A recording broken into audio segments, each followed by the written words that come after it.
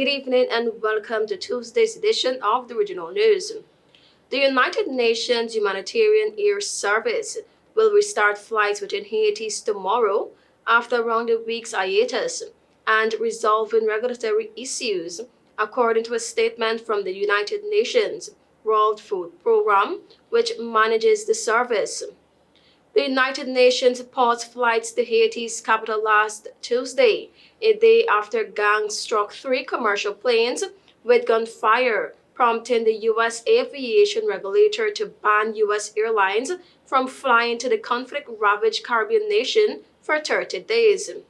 UNHCR provides passengers and light cargo transport in Haiti for the entire humanitarian community, including local and international NGOs, WFP said in a statement, adding that the suspension had not affected food supplies.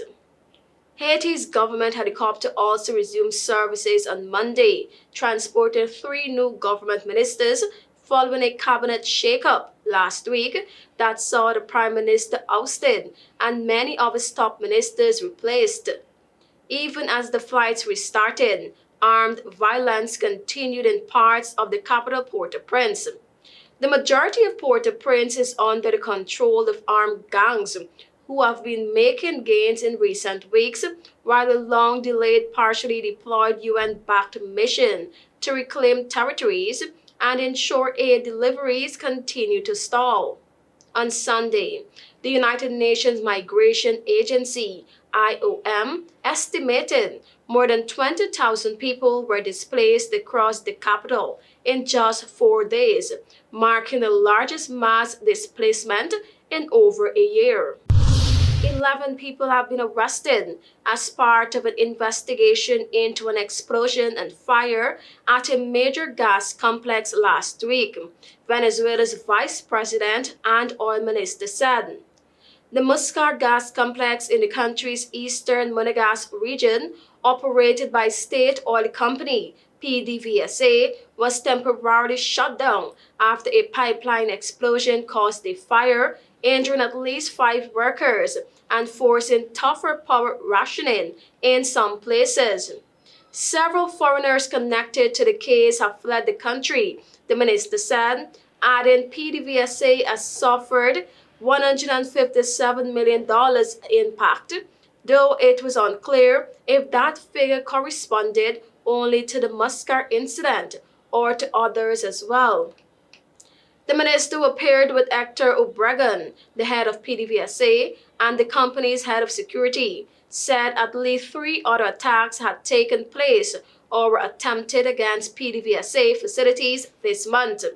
The government in Venezuela, whose president, Nicolas Maduro, is expected to begin a third term next year after a fierce dispute with the opposition over which side won a July presidential election, has said repeatedly that sabotage and terrorism are behind the incidents at oil and power facilities, including a nationwide August blackout. Has often held his political rivals responsible for quote-unquote attacks on power grid without offering evidence, accusations the opposition has always denied. Ecuador's government declared a 6th-day national emergency due to raging forest fires made worse by a severe drought, risk management officials said yesterday. The South American country faced 13 active wildfires and another 9 that have been controlled, according to an update from the government's communication office.